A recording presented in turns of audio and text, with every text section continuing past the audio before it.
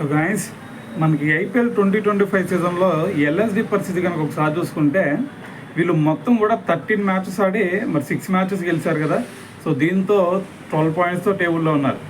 అయితే మరి వీళ్ళకి ఈ ఇయర్ మేజర్ కన్సర్న్ ఏదన్నా ఉందా అంటే వీళ్ళ కెప్టెన్ అయినా రిషబ్ పంత్ అని చెప్పాలి.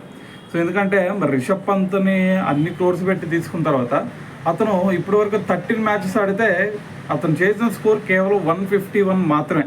సో దీన్ని బట్టి అర్థం చేసుకోండి ఎంత దారుణంగా స్ట్రగుల్ అయ్యాడు అనేది. అయితే మరి దీని గురించి మనకి ఒక న్యూస్ వైరల్ అవుతుంది. సో మరి next year LSD Rishabh Pant release చేయబోతుందని చెప్పేసి, లేదు అంటే ఒకవేళ రిలీజ్ చేయకపోయినా సరే కెప్టెన్ అయినా సరే తీసేసే ఛాన్స్ ఉందని చెప్పేసి ఒక న్యూస్ అయితే వైరల్ అవుతుంది. సో దీని గురించి రీసెంట్గా రిషబ్ పంత్ కూడా రియాక్ట్ అయ్యాడు అనమాట. అతను అంటుంది ఏంటంటే, మరి ఇప్పటి వరకు నాకు మా ఫ్రాంచైజీ కానీ ఇంకా ఎవరో కూడా నిన్ను కెప్టెన్గా తీసేస్తున్నామన్నో లేదంటే నిన్ను ప్లేయర్గా రిలీజ్ చేసేస్తున్నావు అని చెప్పేసి సో ఎవరు కూడా చెప్పింది లేదు.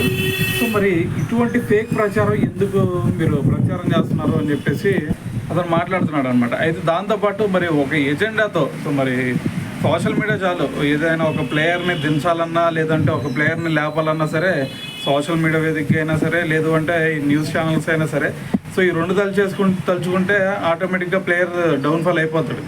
సో మరి ఇటువంటి ఫేక్ ఎజెండాతో ఇటువంటి రూమర్స్ అయితే స్ప్రెడ్ చేయమాకండి అని చెప్పేసి కూడా సో రిషబ్ పంత్ రియాక్ట్ అయ్యాడు అనమాట.